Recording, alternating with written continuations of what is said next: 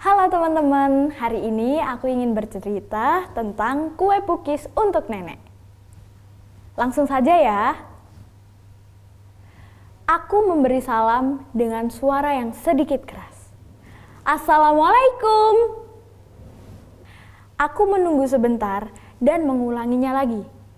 Assalamualaikum. Assalamualaikum. Kenapa tidak ada yang menyahut ya? Lalu aku mendekat dan melihat pintu rumah. Dan ternyata itu tidak dikunci. Lalu aku segera masuk ke rumah dan ternyata tidak ada siapa-siapa. Ruang tengah dan televisi yang biasanya menyala pun juga tidak hidup. Aku menengok ke kamar nenek. Ternyata nenek pun tidak ada di kamarnya. Entah kenapa perasaanku jadi tidak enak. Aku berkeliling rumah sambil menggerutu. Nenek ini kemana sih? Bahkan di halaman belakang yang cukup luas itu, aku juga tidak menemukannya. Lalu kututup rumah dengan masih penuh dengan tanda tanya dan perasaan khawatir, lalu aku bergegas pergi ke rumahku. Rumahku dan nenek berjarak 2 rumah saja. Sewaktu kakek masih ada, beliau sengaja membuatkan ketiga anaknya rumah yang tak berjauhan.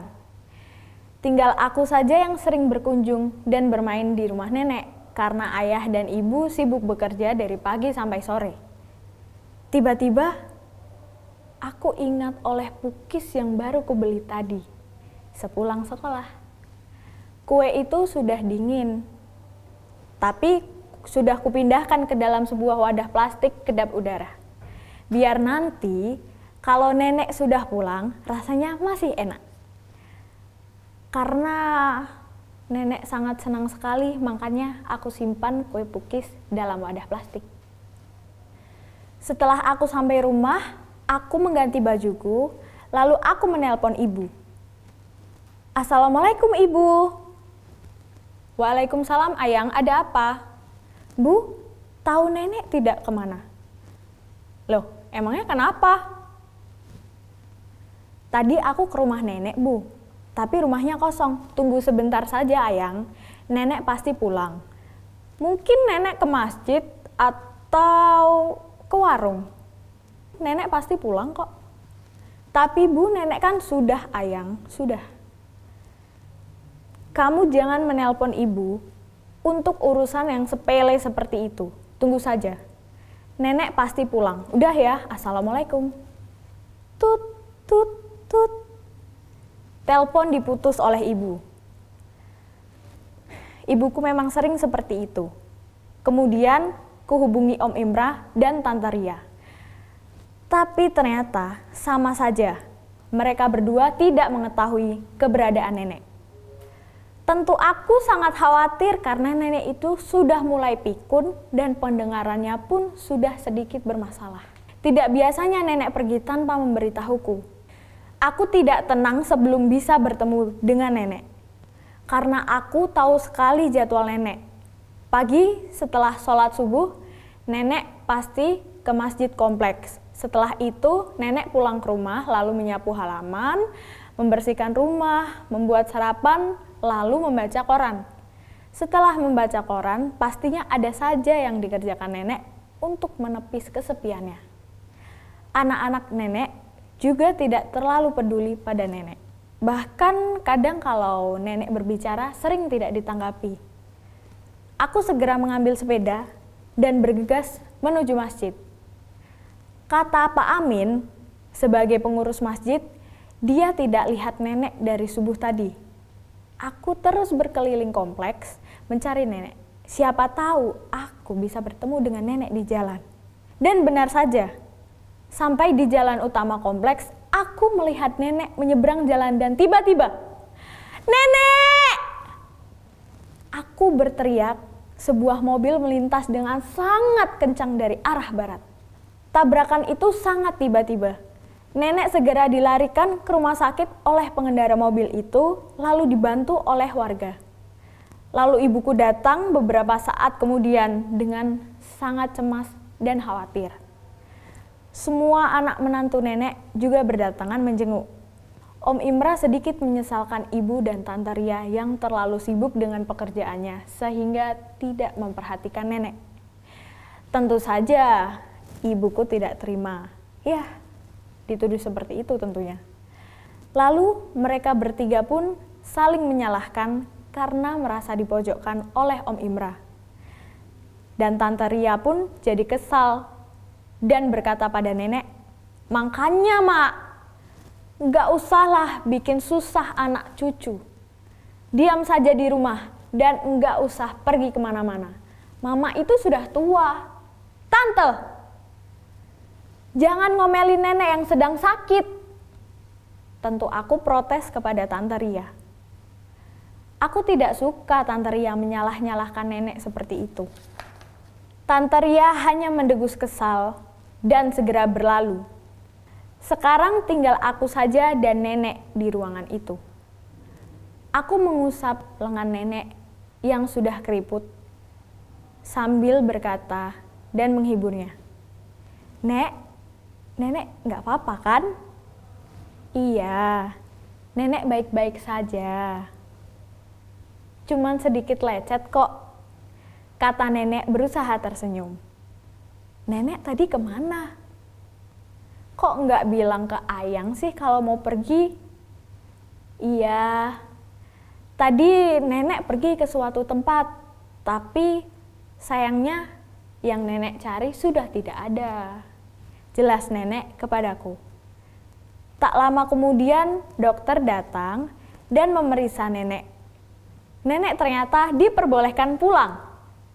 Lalu setelah sampai rumah, beberapa hari kemudian ternyata nenek susah makan.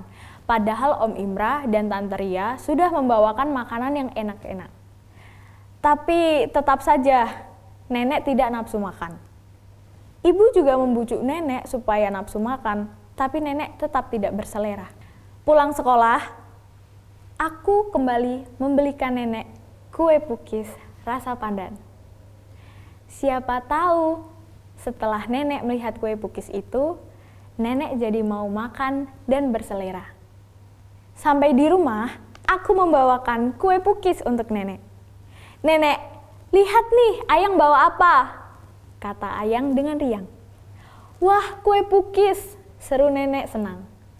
"Iya, Nek, ini kue pukis rasa coklat kesukaan nenek," kataku sambil menyuapkan sepotong kue pukis ke mulut nenek.